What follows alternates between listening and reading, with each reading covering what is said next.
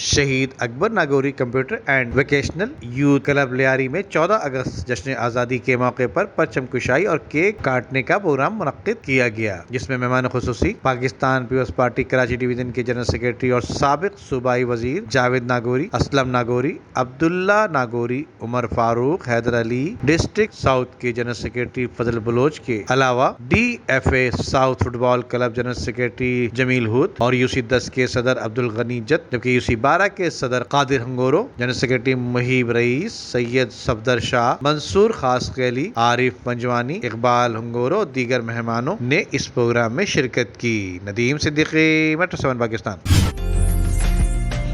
उम्दा में पकाएं और जी भर के खाएं।